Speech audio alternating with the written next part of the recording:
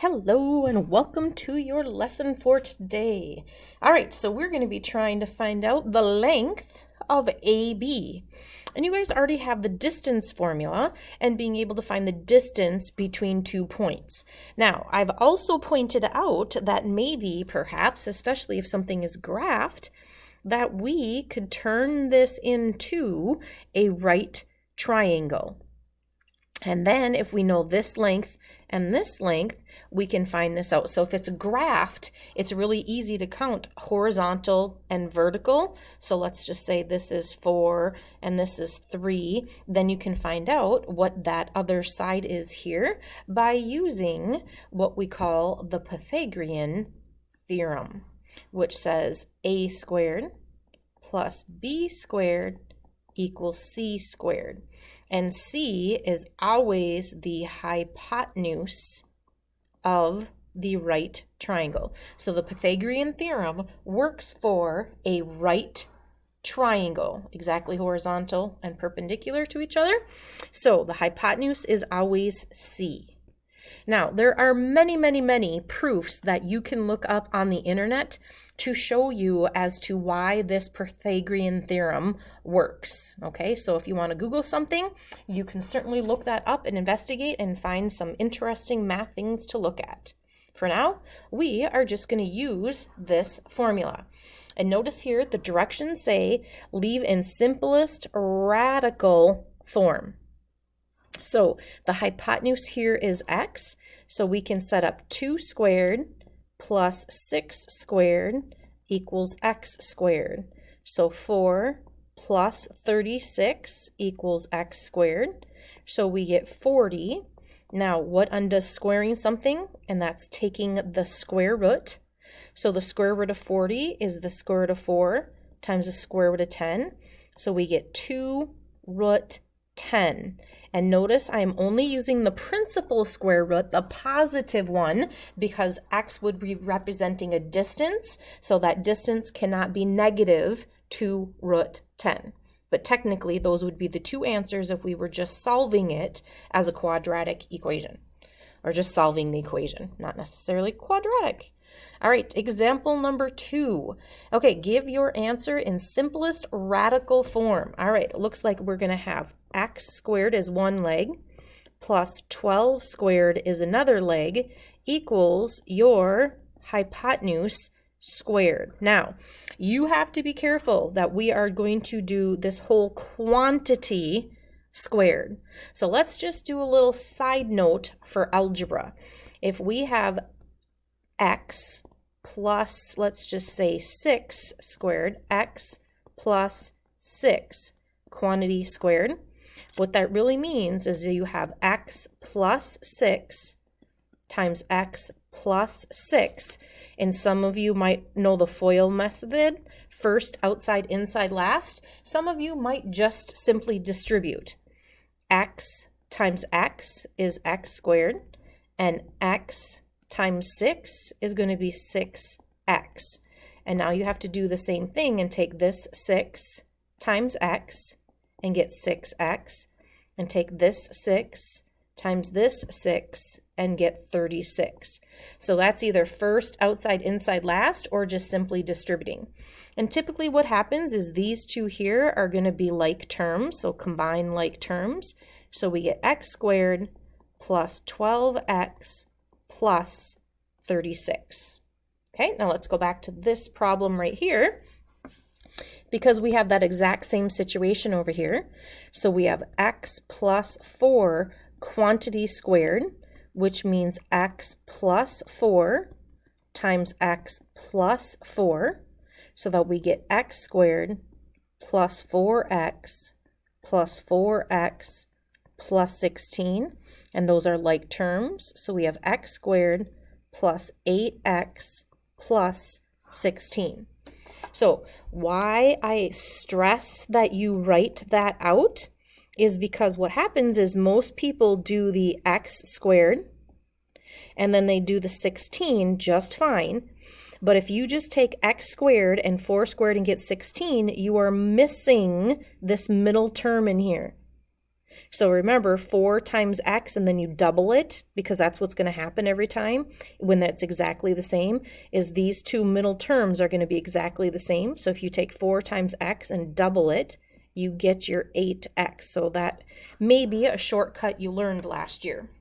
All right, but at any rate, that's what it multiplies out to be. So now if I subtract x squared from both sides, those cancel, and I'm going to subtract 16 from both sides. So 144 minus 16 is going to give us 128 equals, and that cancels, this cancels, and we have 8x. So now if I divide both sides by 8, I get x to be 16. So the length, give your answer in simplest. So we just needed to find x. So x is 16. All right, that was my work to explain. All right, Randy is building a rectangular picture frame. So like this yellow box over here is a rectangular picture frame, and he wants the ratio of the length to be 3:1 and the diagonal to be 12. All right, so we know we have a diagonal.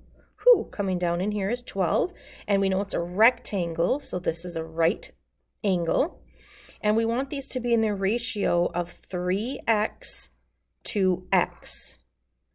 All right, so when we're going to use our Pythagorean theorem here, and we set up x squared plus 3x squared equals 12 squared.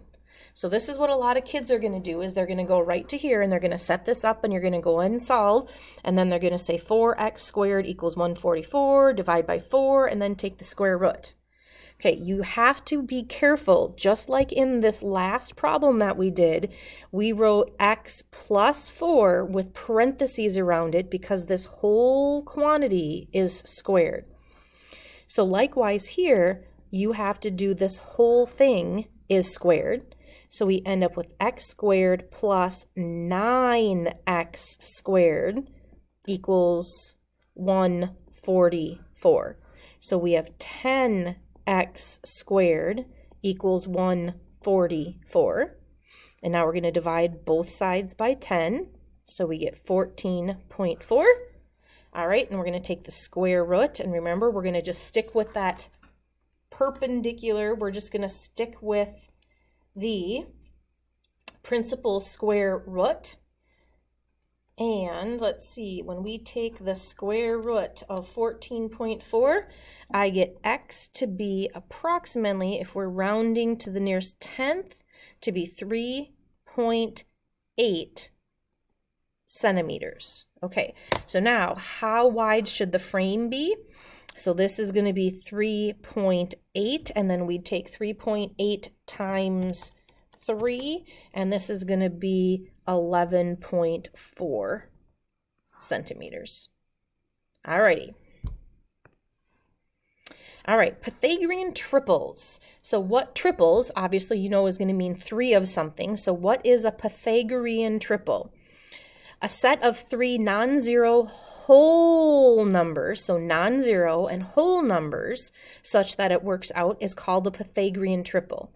So here are some common Pythagorean triples: 3, 4, 5, 5, 12, 13. So if you took 7 squared plus 24 squared, it is going to equal 25 squared. Okay, check that out. Use your calculator. Same thing here. Now, if we double these and double everything, so we have 14, 28, and 50. If you take 14 squared plus 28 squared, you get 980. 14 squared, oh, how about I do this right and get 48, Miss Talk? So 14 squared plus 48 squared equals 2,500, and 50 squared is also 2,500. So all of these are common Pythagorean triples. See how they're all whole numbers that work out. 3 squared plus 4 squared equals 5 squared. That's the smallest Pythagorean triple that we have. And now if you just double, these are all called families. So within the one, if you double, triple, change the ratio of them, but they all simplify down to this one, then those are called families. But each of these are different Pythagorean triples. All right, find the missing side length and then tell if it's a Pythagorean triple. All right, so we're going to set up 4 squared plus, we don't know that other leg squared, equals 12 squared. So it looks like we have 12 squared equals 144 minus 16. So x squared is 144 minus 16 is 128. Now most of you know right here that the square root of 128 is not perfect, so this is not a Pythagorean triple. Okay, but they still want us to find the missing side length, and so the square root of 128, if we're rounding to the nearest tenth, is going to be about 11.3. All right. So if they're asking for simplest radical form, then we'd have to take the square root of 128, and let's try and find a perfect square. So 128 divided by 16 is 8. Well, I didn't find the perfect square root because 8 can also be broken down into 4 times 2. So 2 times 4 times 16 gives me my 128. So this is 4, this is 2, and we still have root 2. So 4 times 2 is 8. So it'd be 8 root 2. So if they ask for an exact answer, you would leave 8 root 2. And if they want you to round to the 10th, then it would be 11.3. All right, find the missing side length and then tell if it's the Pythagorean triple. So we have 14 squared plus 28 squared equals what squared? So 14 squared plus 28 squared, I feel like that's the one I just did, is 980 equals x squared.